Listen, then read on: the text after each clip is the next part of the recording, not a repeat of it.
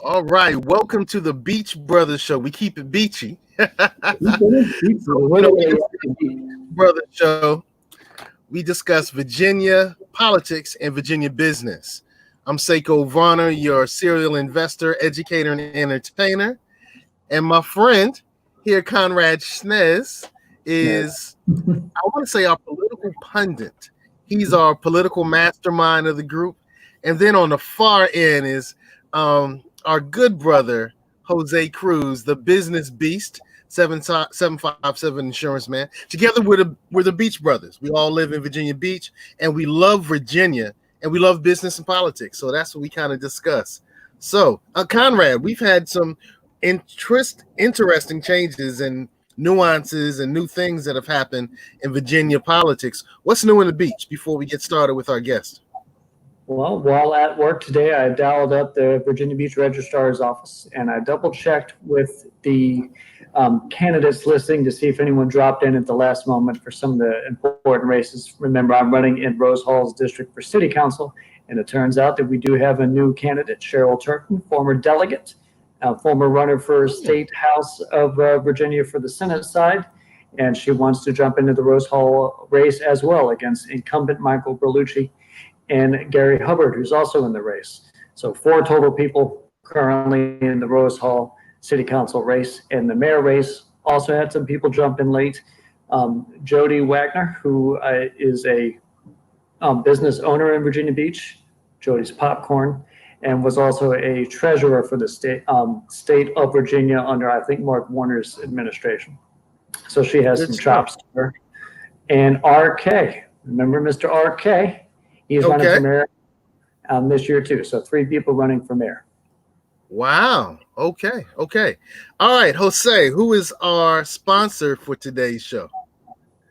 Unmute yourself, good brother. Hey, Mr. Seko. Well, our sponsor for tonight, believe it or not, is going to be another food spot. I mean, you already saw that one coming. But I bet it's a Latino food spot, right? No, quite actually, I'm going to give you a twist today. Quite actually, it's Italian today. So, but our sponsor for today that we're going to shout out is Why Not Italian Restaurant, Cuisine, and Pizza. It's over on Great Neck and First Colonial Road. I mean, they have a great, extensive menu. You can dine in. Now they have tables set up outside where you can either dine in, you can dine out, you can pick up and carry out. So their hours that our server was there that we had a great time with. Her name is Cece. Okay, go there, stop in and see Cece. Their hours of operation are from 11 a.m. to 10 p.m. Monday through Thursday, and Friday and Saturday from 11 a.m. to 11 p.m. and Sunday from 11 a.m. to 10 p.m. So stop in and see Cece and tell her Jose and the Beach Brothers sent you. Hey, don't they have a couple of locations? They have quite a few locations, as a matter of fact. Right. It's funny you just bring it up. They have one in Great Neck, which is the one that we went to. They have one in Greenbrier, Lansdowne, Great Bridge, in Kempsville, and they also have one in Ghent. Beautiful. I know my wife. What was that? Don't they have one at the beach? Wasn't there one on 34th Street? Right. I don't think that one's there anymore on 34th Street. Right. I might drive by on the way home because I only remember it being 10 blocks away. Yeah, man, I can tell you that their food is good. I remember when my wife was pregnant, we had Why Not Pizza all the time. She wanted Why Not Pizza, and she wanted crabs. Oh yeah. Oh man, so why not Italian restaurant? Stop in and see Cece. She's a great server, great customer service. She's awesome. Good stuff. So why not? Thank you for sponsoring the Beach Brothers. Conrad, who do we have hanging out with the Beach Brothers today? Well, the Beach Brothers have had great candidates for Virginia office on the show, and tonight we once again go big with a candidate for the Republican ticket in Virginia's 2nd District Congress race, which is on June 23rd. Remember that, June 23rd is the primary.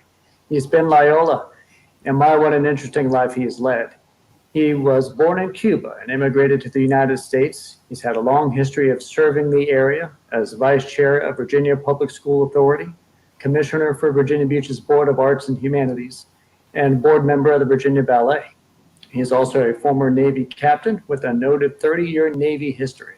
He is also a small business owner right here in Virginia Beach. He and his family are members of St. John the Apostle Catholic Church. And off of all of that, the Beach Brothers would like to ask Mr. Loyola, why now is the right time to push your service into the United States Congress and represent the people of Eastern Virginia? Well, Conrad, thanks for having me. I trust my audio is coming through okay.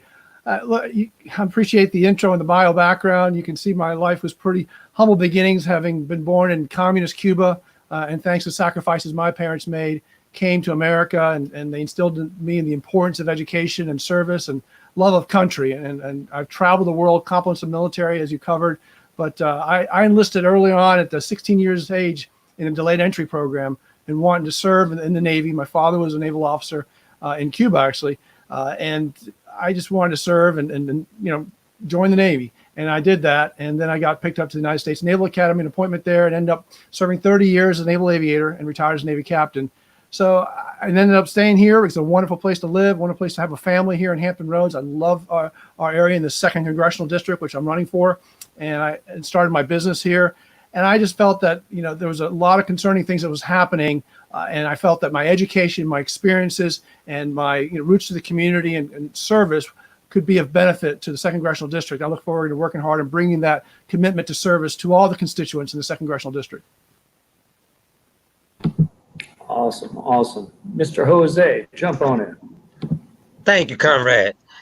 All right, Ben. We're a big fan of business and politics here at the Beach Brothers. Your Loyola Enterprises is a service-disabled, veteran-owned small business. Can you tell your views in Virginia business, your Cuban history, and how business and politics should mesh in 2020? Yeah, no, there's a lot of things. First of all, as you know, what's going on with this unfortunate pandemic, and now we have the uprisings across the country. We must have, in the Navy, we say a rising tide raises all ships. We must have a strong, prosperous economy and allow people that haven't entered the business ability to start a small business. My father had a family-owned plumbing business. I was amazed, as you get older, your parents get wiser. Looking back, I was amazed at things like every year we went on vacation, me and my sister and my mom and dad, we went on vacation for a week or two, traveled America, Central America, the Mediterranean, Eastern Europe. And I've traveled the world, and I was like, Dad, how'd you pull it off? It's just that you don't have to have a large firm or a PhD or anything to live the American dream. So we make sure that the environment, the infrastructure there, kind of the constitutional requirement, like to provide for the common defense to ensure there's peace, tranquility, why? So you and I can live our lives, whether it be working or having a business and entering the workforce and just living free. And we have that prosperous environment to thrive and have a prosperous economy. Those are the ingredients necessary to truly participate and live in the American dream and in freedom.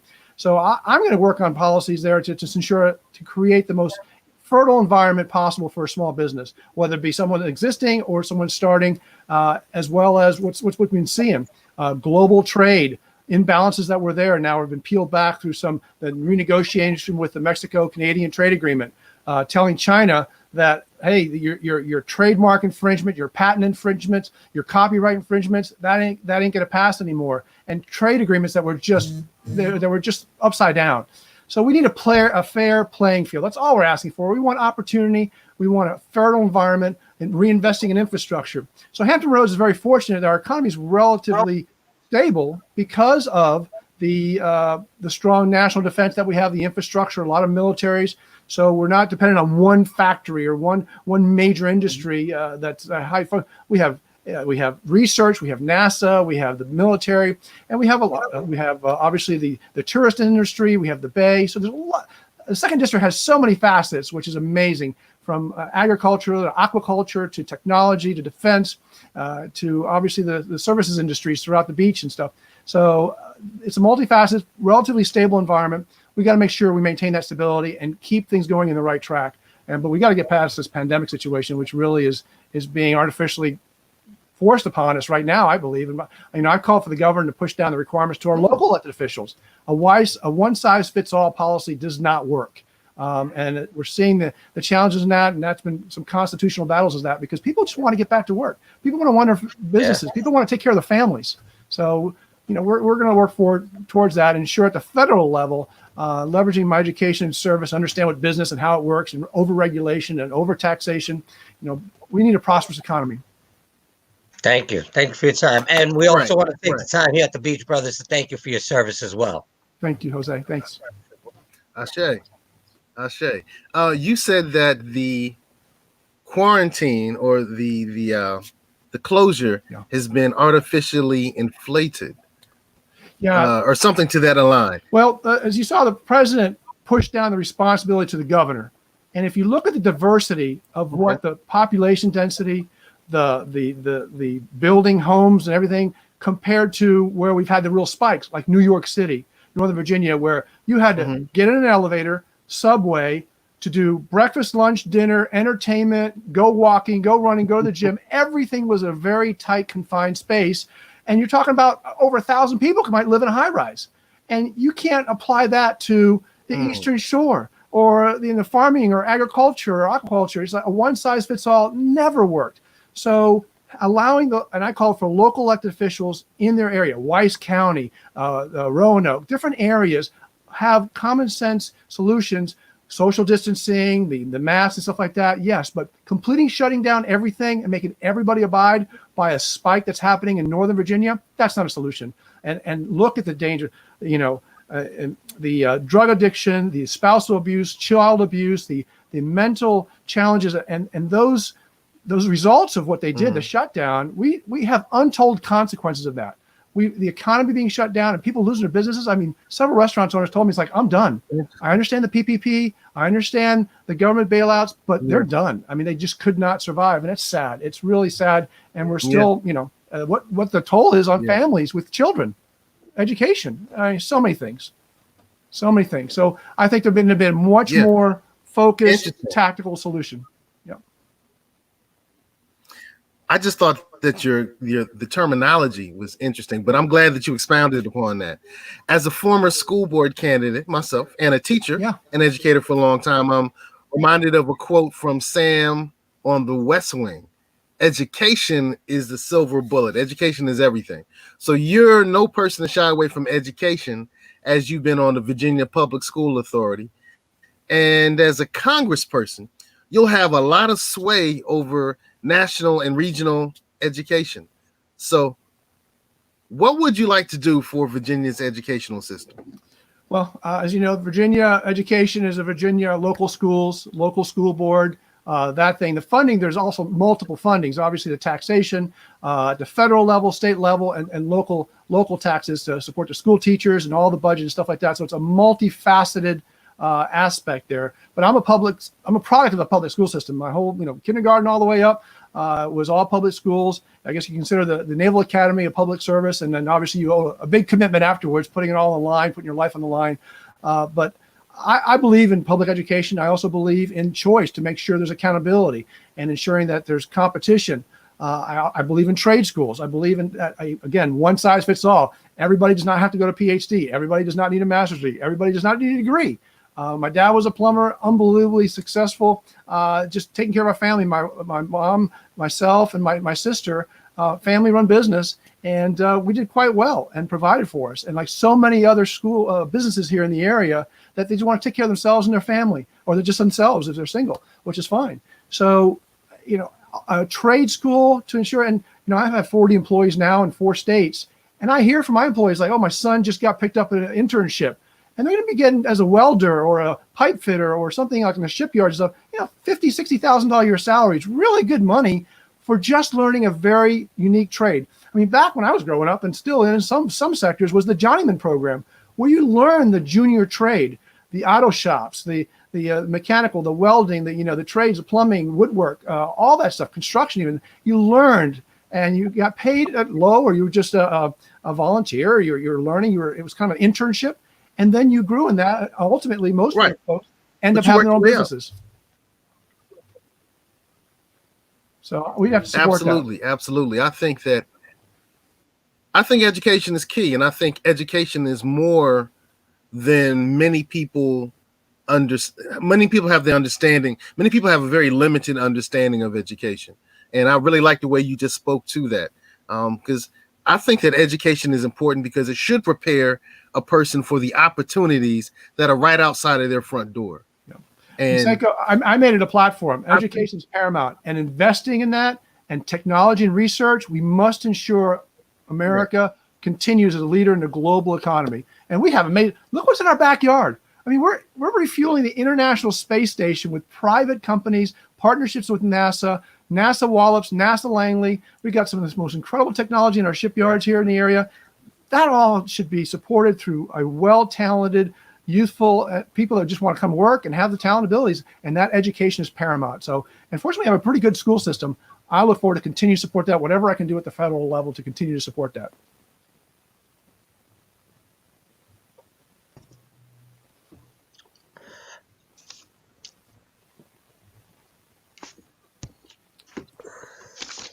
Okay, Mr. Ben, my second question for you. Last year, Virginia Beach City Council helped secure processing hubs for transoceanic international fiber cables. Mixed with the Port of Virginia density of military infrastructure in the 757, we can be in this hotspot for science and technology. As a federal representative for the area, how would you like to light a fire under this tidewater potential? You know, I highlighted how incredibly awesome. I'm totally in love with the Second Congressional District. We have amazing things happening. You mentioned the data pipeline coming through, a massive fiber optic bandwidth that with a data center there. And obviously my engineering firm gets involved in technology and understands that. So that's a great opportunity for Hampton Roads being a hub for a massive amount of data coming from Europe and throughout the world, really. Also, you know, another thing, big things happening here in Hampton Roads is our port. You know, dredging from 50 feet to 55 feet with the expansion of the Panama Canal, bringing in the deep draft ships, making this a massive, one of the deepest drafts on the East Coast is going to be right here with our ports, which is going to be an incredible boom for opportunity and business and jobs here in Hampton Roads throughout the region. So obviously the Navy is directly impacted by the proper draft, the proper width in the channel. So that's really big. That was part of the Water Resource Development Act with navigation, flooding, and ecosystem. So there's a lot of positive things are happening here, and investment in the spaceport. You know, I'll go back to NASA Wallops. I mean, that's a growing area in technology.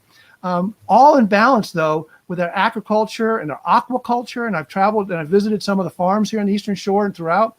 Pretty amazing that we're able to keep all this neat new technology with a way of life. And I love the folks in Tangier Island, their way of life in the Eastern Shore. And it seems to be a great balance, but we got to make sure we have a solid infrastructure. And that's why I just know my education. I've worked with the Army Corps of Engineers. I've worked with various agencies in the government. So I understand the workings, and I'm just committed. I've reached out to our elected officials throughout the district, and I think they appreciate the fact that I can understand the challenges, because people go to DC might have textbook knowledge, but they don't have real world knowledge. And I think obviously the highest concentration of military is another big factor here in Hampton Roads, and I'll bring that knowledge as well. So it's a lot of facets. I've just been blessed with my education and experiences to be an asset for our area. Awesome.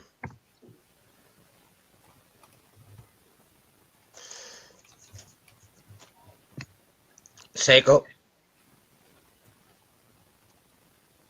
think you're the only one, Jose. I don't know how that's possible. Where the other two guys go? They'll be right back. I'll give us 1 second. Yeah, and all right, technology is so great. Yeah, it's Here comes Seko. technology. It's technology. You can never tell. My screen froze. Yeah, Okay. my screen froze. That's crazy. I think what you were saying was so chilling, Ben, that my technology was just so excited about Ben's response. Jose, man. Yes, sir. Jose, who else do we want to shout out, man? Who else do we? Okay. Well, our second business that we're gonna. Who else do we want to shout out? Our second business that we're gonna shout out today, and it's a big chain. It's Applebee's. It's located over on 4040 Virginia Beach Boulevard. That's over in Loman's Plaza. They have great food there as well. I mean, the server there, her name is Amanda. Awesome waitress. The best server you'll find in Applebee's. She has impeccable service, and she's, I mean, all around a complete, thorough individual. So stop in. She's in there Thursdays, Fridays, and Saturdays in the evening until close. Stop in and see Amanda and tell Jose and the Beach Brothers sent you. All right, I'm next up. And when it comes to government, investing simply means spending. And I get the meaning, but it's still spending. And here in Virginia Beach, the two things this area needs the most improved on is flood mitigation and public transit. Last year, the joint land use study for Norfolk and Virginia Beach found the need for over 20 projects to protect military infrastructure from flooding alone, and at a cost of over $5 billion. I suspect we'll need more for the whole area, and rapid bus transit system will do wonders to revamp HRT's effect in this area. We'd like to know if Congressman Loyola would fight to secure that needed federal funding for flooding and transit. Yes, and I'm again fortunate with my background. I've worked with the Army Corps of Engineers. I've done 3D modeling. We had actually the nation's largest ground-based GPS reference station network. We were working with the dredging companies as well as mapping the movement of our plates and understanding infrastructure and bridges and stuff. So actually the Army Corps of Engineers through the Water Resource Development Act, which covers navigation, flooding, and ecosystems, that's on a 2-year cycle. So I look forward to be a strong advocate of that. And because of our military, because we duly have the highest concentration of military and you're dependent on that. Think about it, Dam Neck on the coast, Fort Story, Little Creek Amphibious Base, Norfolk Naval Air Station, Norfolk Naval Base, a lot of very vulnerable locations with the flooding challenges that we have. So I look forward, and I've talked to elected officials, especially in the Eastern Shore with erosion and their challenges there, and even with the spaceport, which now with the Space Command, is becoming a military aspect to protect our GPS network, our internet feeds, our way of life. You think about the digital communication that happens, so allow us to be able to interact and transact in business and online to purchase stuff. A lot of dependence on space. So the fact that we have NASA Langley and NASA Wallops and Wallops Spaceport there. So I look forward to working hard to see where and what agencies do that. I love it. We play detective, really. Obviously, there's thousands and thousands of pages of bills, very interwoven. It's a maze of stuff, but I'm able to at least, because of I've reached out to elected officials, hear the challenges of what needs to be done, and then figure out what agencies, like the Army Corps of Engineers, which I've worked with, like the Water Resource Development Act, which is actually ending in 2020. So this year, at the end of the year, it needs to be redone for the next 2 years. So I look forward to making sure that Hampton Roads is on there, because we've got to take care of the military. It's a national mandate. I mean, we're fortunate that you rewind the clock all the way to the sailing ships. Why are we here? It's right. Because the port of Norfolk, tall ships, sailing ships, and it just grew from there. And obviously the military infrastructure and all the other bases. It's obviously a opening to the Atlantic Ocean, to the Mediterranean, and all Central South America. So we have to make sure that our ability to defend our country and our national defense resources are solid, and infrastructure, flooding issues, electrical grid, all those things play in. And I look forward to being a strong advocate for this area for that. Strong advocate. Okay. All right. So a lot of people run to change things. And I know that you mentioned earlier, there's some things you would really love to change in Virginia. I often wonder what's going right in Virginia. And I tell you, I started thinking that way because when I ran, I got a chance to go to a lot of, demonstrations and a lot of forums and a lot of discussions, and everybody was complaining. And when I get on board, this is what I'm going to do, and this is how I'm going to change things. And I started thinking there has to be something good happening in Virginia. So even though this is not it's not a state governed currently by a Republican, what is going well in Virginia? Well, I mean, prior to sadly this pandemic, I thought the economy, we had record low unemployment. More importantly, I think, is record high labor participation rate. So we had a booming economy, energy independence, and look what's happening right now off the east. We have the wind energy that's coming now, renewable resources. That's happening right off the coast here, Virginia. They're going to move forward with that with Dominion Power. So there's a lot of good things that was happening. Obviously, I stayed here. It's a great place to live, great place to raise a family. We have some of the cleanest water, cleanest air, and we're good stewards of our environment. So I think there's a lot of opportunity here. Again, it's a great place to live out and work towards the American dream. So we need to make sure that is still viable and possible. Unfortunately, this pandemic literally shut things down. So we got to get past that and open things back up. And we're still in phase 2 right now with a lot of limitations, a lot of, unfortunately what's happening now we're on the 64th emergency bill from the governor, and each one references the other one and supersedes one clause and the other clause. You need a lawyer to understand everything. And that's just, people don't live that way. It's just so difficult. Yeah. So, what was right? Absolutely. Our economy, our way of life, our freedoms, our liberties. And unfortunately, a lot of things have been under assault. So we just need to go back to where we were. And the sooner we get there, the better for everyone. Wow. Nice spin. Nice spin. I love listening to our candidates who are Republicans answer that question, because many of them, like yourself, would talk about some great things in business and then share the things that definitely need to change. I love that outlook. I love that outlook. We have to start off positive, and if business is our core, let's make sure that business gets better. And I love your response on that. Jose, Mr. Businessman, you're up next, my brother. What's the question you have? Thank you, Seko. Ben, we've all been moved on social activism the past month. Can't neglect how important a congressman's voice is on social improvement. Would a Congressman Loyola look toward reforming policing, reducing the war on drugs, reducing the militarization of police, championing the elimination of civil asset forfeiture among their ideals? Well, lots of questions there, Jose. Understand that the horrific things that played out on TV and what's happened there. Obviously, ultimately need the rule of law and justice and peace, and people are being held accountable. With anybody, I don't care who you are, all the way from the president on down. When the law is broken, there will be Lady Justice needs to be brought in, and people have been not convicted, but they've been charged for doing things that were unbelievable. I think that is a true statement of the challenge that we have. We don't have enough training. The Justice and Prison Reform, the First Step Act that the president put in, that was focusing on several areas: recidivism, the de-escalation of force and violence, increased training, and that kind of dubbed into the Fair Sentencing Acts of 2010 and making that retroactive. So there's a lot of efforts the president put into place, and I think the training is a big issue. I did a town hall with a couple days ago with the Eastern Shore police officer, lieutenant. And I asked him, was what we played out on TV anywhere in your training? It was absolutely not. I mean, that was a human thing that everybody was just instinctively realized that was wrong. And they were charged for it. And we can't stand for it. But by the same token is the response. America was based on provide for the common defense, to come here and live in peace and freedom. And our First Amendment right, our Bill of Rights, free speech, absolutely, no question about it.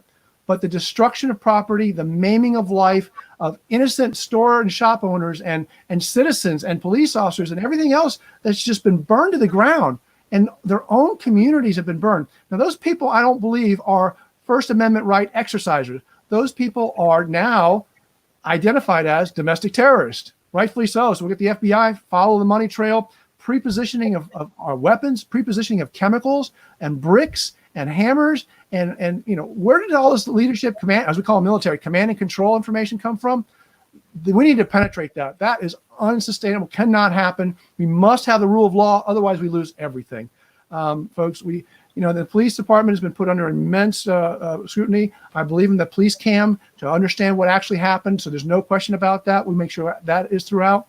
But training is paramount, just like in the military.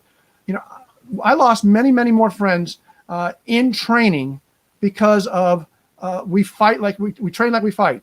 And we must go through the best training and the best real scenario possible to ensure that when we're called on the real deal situation, using modeling, simulation, and exercises, the police department needs that as well. We make sure they understand, like the president instituted the First Step Act with training, with de-escalation and how to handle situations. What's the best possible way? Because we saw it played out in field.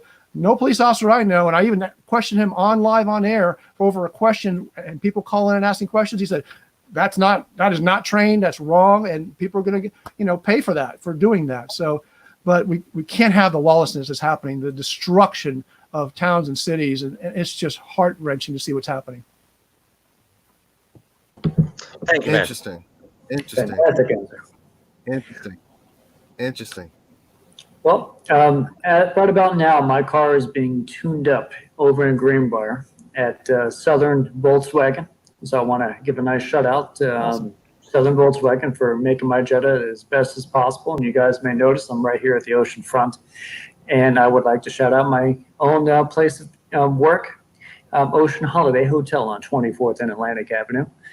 And that reminds me that as a Virginia Beach resident and Virginia Beach business owner, the Beach Brothers wants to hear from you on area businesses you're good partners with or a fan of.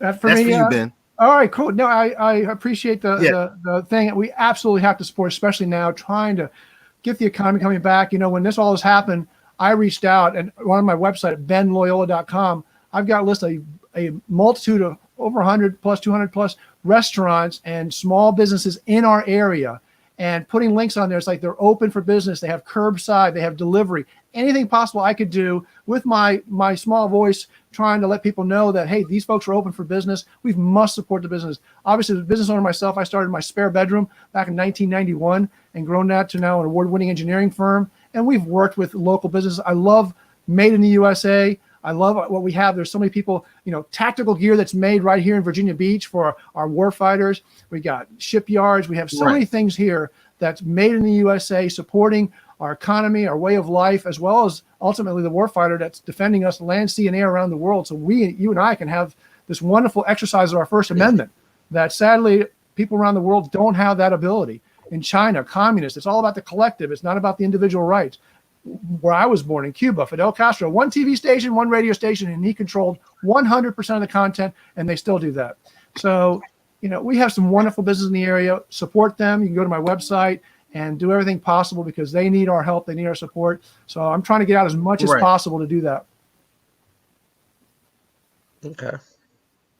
Awesome. All right. Well, salute to your homeland. I tell you, I grew up listening to the Afro-Cuban All-Stars. Celia Cruz was always happening in my area in Brooklyn, New York. Yo, so Celia Cruz, she's famous. Yo, salute that.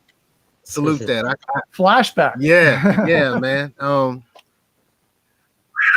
Buena Vista Social Club. When I remember watching that movie and saying, "Wow, I remember all of these songs."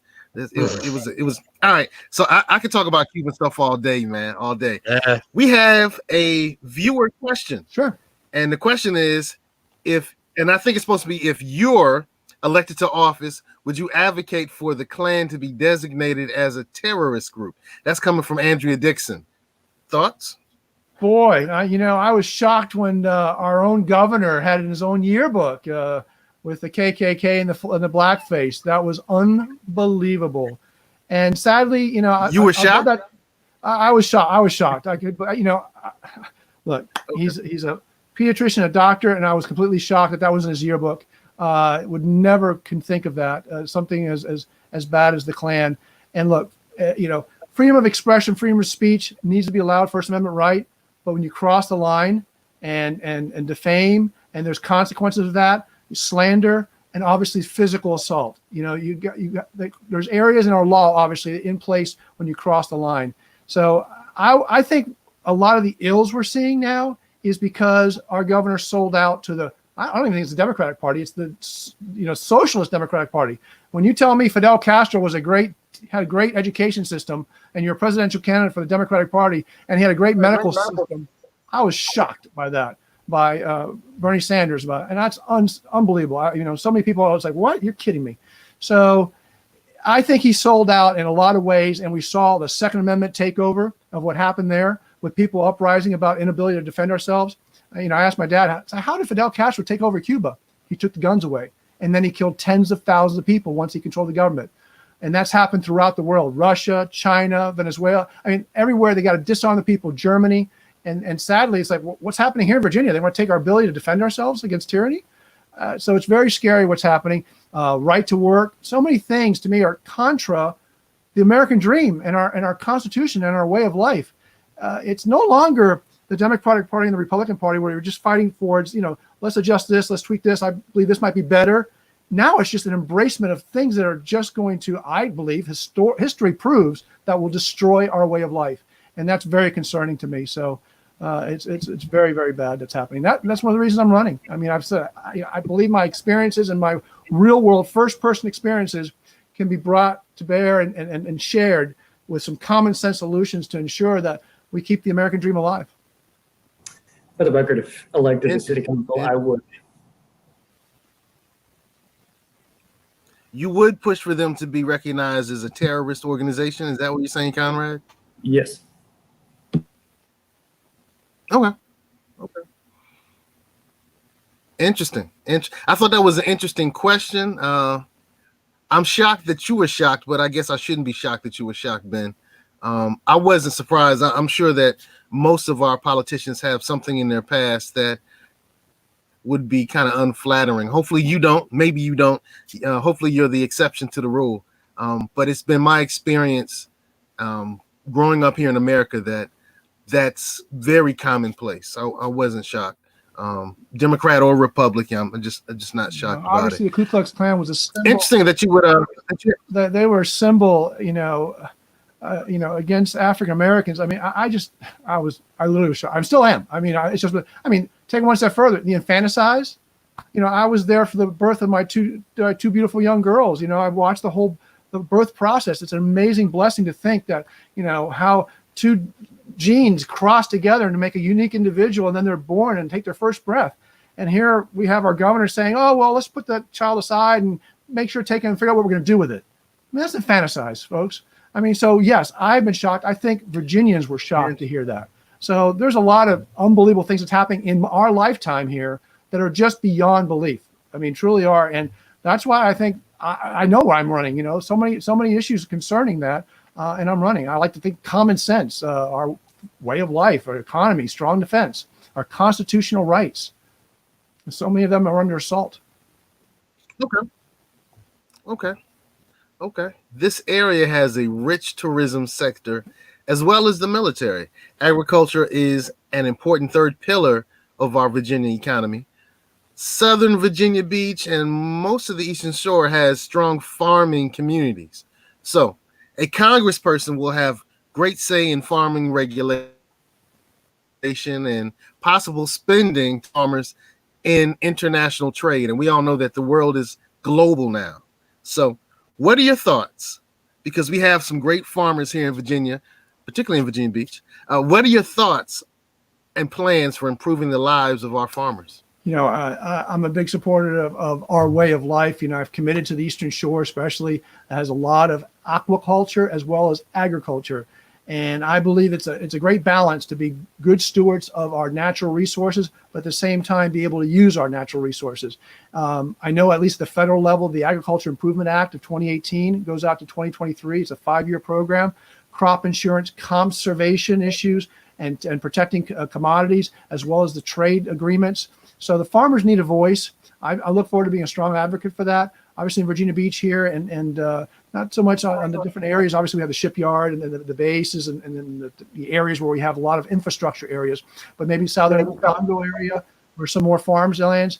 But I look forward to being a strong advocate, especially in the Bay, in the Chesapeake Bay, because of my engineering background. Like one of the things I enjoy reading about and staying current with about the O2 levels and seeing that, because obviously runoff is a big issue, and how to leverage technology, understand what the right amount of nutrients, understanding the right amount of water, and controlling runoff.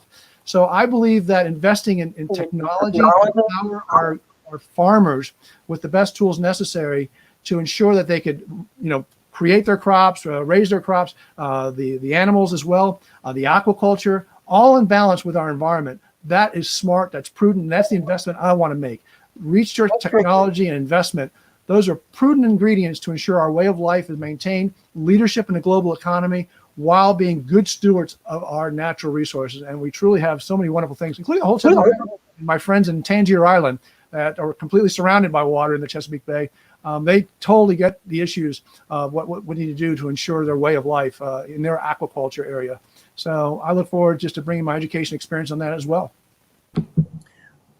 Well, before we head out on the show, I'm thinking back to Virginia Beach and how much agriculture we have here, and I know soybeans is pretty big here in Virginia Beach. I haven't been much through the Eastern Shore, but could you touch on what the main products are from the Eastern Shore in terms of farming?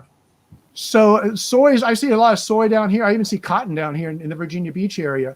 And the farming up there, we've been to the farmlands and different crops, cattle feed and things like that. So there's a lot of different feed. The poultry industry is really big as well as the Eastern Shore. So there's a lot of demands for agriculture. We're seeing, unfortunately, because of the challenges and the controls. So the Eastern Shore has a very low area.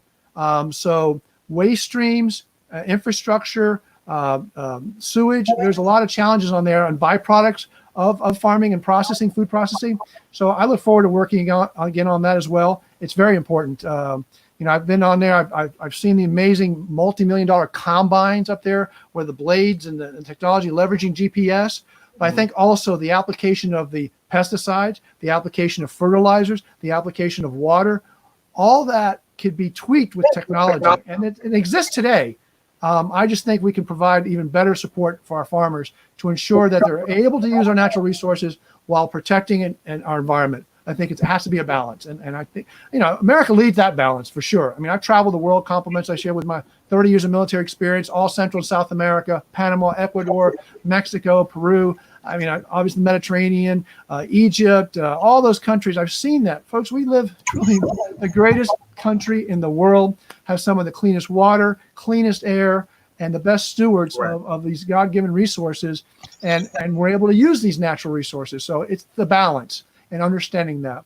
No radical agenda, no destructive policies. It's well thought out, well executed, funded in facts and technology, I believe, and America will continue to prosper in the global economy and take care of our farmers.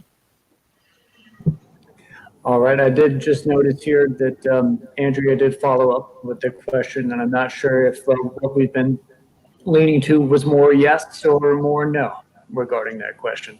So if you wanted to have another opportunity to give it a shot. I'm sorry, I lost it. What was that? Miss Andrea Dixon's question, she followed up on it after you responded, and she wasn't sure if you meant more yes or more no regarding the previous question. More yes or no to support farmers? Not the farmers, the one regarding labeling the KKK as a terrorist organization. I mean, I don't even know the activity level of the KKK. I have not seen them on the radar screen except for our governor with his yearbook. So, terrorist organizations have terrorist weaponry, funding, and agendas and activities to destroy our way of life with acts of violence. They cross those lines, absolutely, and they should be prosecuted, and absolutely. So I'm not sure if that completely answers the question, but those are the ingredients of a terrorist organization, and absolutely. I called for the Antifa. I totally support that. Declaring them a domestic terror organization. Look at the destruction that they've levied across America. I mean, so many people have lost their lives, communities, their job, their livelihood, burned to the ground. Find those people, follow the money trail. There's a saying, follow the money trail. How is that organization communicating? How is it being funded? What is their goals? What is their tactics? And if they're, again, to destroy our way of life, to take people's life, to maim, to destroy, take them out, put them out of business, and hold them to account. So I think that's deeper. Interesting. You've kind of rallied against our governor a couple of times in our discussion tonight. I have. Yes, sir, I have. If you were put in the I know you're running for Congress, but if you were placed in the governor's office tomorrow, what things would you change? Well, I wouldn't try to make so many citizens of Virginia, the Commonwealth of Virginia, make them felons by declaring what they have in their homes, in their safes, whatever, an illegal weapon that they paid for with their money to protect themselves, their loved ones, their property, their homes against tyranny. That was a gun bill that they proposed multiple layers of gun bills, which sadly was mirrored at the federal level with our current Congresswoman Elaine Loria, making a certain type of gun illegal because they don't like it or they fear it. And then the scary part is each one, the state bill as well as the federal bill, had a line item in there for a buyback program. What's a buyback program? Buyback says, I'm going to give you money for something I didn't sell you, but I'm going to give you money to take that back, take that away from you. And if you disagree, that buyback program now turns into a confiscation program. Folks, I saw the evils of confiscation. It happens around the world throughout man's history. We cannot allow it to happen. When we disarm the people, the law-abiding people, and create laws to make law-abiding people, basically felons, that empowers the lawless that don't care about the laws. Obviously, they're lawless. They don't care about laws. So, there's Second Amendment, the right to work. Our ability in Virginia is a right to work. Prosperous economy. Great things are happening in Virginia, have happened. Unemployment, labor participation, like I covered. They want to take that off. They want to empower unions, which means your paycheck is going to have a line item in there, whether you want it or not, and they're going to take money out of your paycheck. You might disagree with the union, but tough. That's the way it works. So there's so many things that are very concerning at the state and federal level. That's also mirrored at the federal level too with our current Congresswoman, the right to work issues. So it's almost like several of our Bill of Rights, freedom of speech, they push back away from Richmond. They don't want anybody up there talking and complaining. Lawful assembly, get them away out of Richmond. I don't want to hear it. Second Amendment rights being abridged. Why? Because there's no due process, and also the ability to have property. Fourth and Fifth Amendment rights. It's scary. It really is scary how many number of our Bill of Rights, our rights as American citizens, are being under attack right now. So I look forward to be a strong. I understand our Constitution. I love our Constitution. It's the greatest Constitution in the world.